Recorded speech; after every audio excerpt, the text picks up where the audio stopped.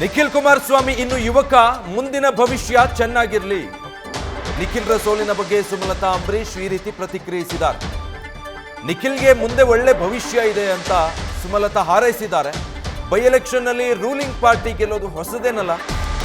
ಬಿಜೆಪಿಯ ಸೋಲಿನ ಆತ್ಮಾವಲೋಕನ ನಡೆಯುತ್ತೆ ಅಂತ ಮಾಜಿ ಸಂಸದೆ ಸುಮಲತಾ ಹೇಳಿದ್ದಾರೆ.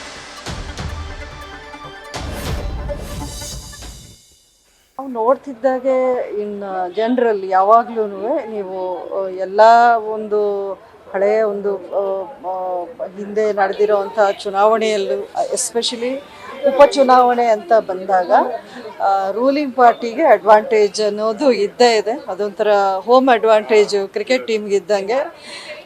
ರೂಲಿಂಗ್ ಪಾರ್ಟಿ 99% ಯಾವಾಗ್ಲೂ ಉಪಚುನಾವಣೆ ಅನ್ನೋದು ಗೆಲ್ತಾ ಬಂದಿರೋದು ನಾವು ನೋಡಿದ್ದೀವಿ.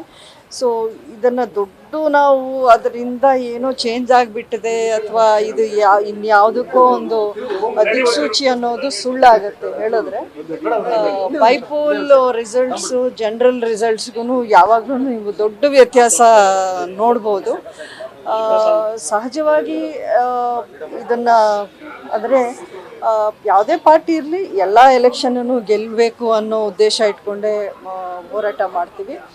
ಆದರೆ ಖಂಡಿತ ಇದಕ್ಕೆ ಒಂದು ಆಂತರಿಕವಾಗಿ ಒಂದು ಪರಾಮರ್ಶೆ, ಒಂದು ಆತ್ಮಾವಲೋಕನ ನಡೆಯುತ್ತೆ. ಪಾರ್ಟಿ ವರಿಷ್ಠರು ಇದನ್ನು ಸರಿಪಡಿಸೋಕ್ಕೆ ಯಾವ ರೀತಿಯ ಒಂದು ಕ್ರಮಗಳನ್ನು ತಗೊಳ್ಬೇಕು ಅದರ ಚರ್ಚೆ ಮಾಡಿ ತಗೊಳ್ತಾರೆ. ನೋಡಿ, ನಾನು ಅದರ ಡೀಟೇಲ್ಸ್ ಬಗ್ಗೆ ನಾನು ಮಾತಾಡೋಕ್ಕೆ ಹೋಗಲ್ಲ. ಅವರಿಗೆ NDAದಲ್ಲಿ ಇದ್ದಾರೆ, BJP ಒಂದು ಮೈತ್ರಿ ಪಕ್ಷದಲ್ಲಿ ಇದ್ದಾರೆ.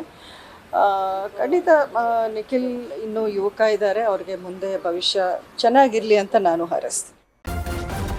ನ್ಯೂಸ್ ಫಸ್ಟ್ ನಿರ್ಭೀತಿಯಿಂದ ನಿಮ್ಮ ಪರವಾಗಿ.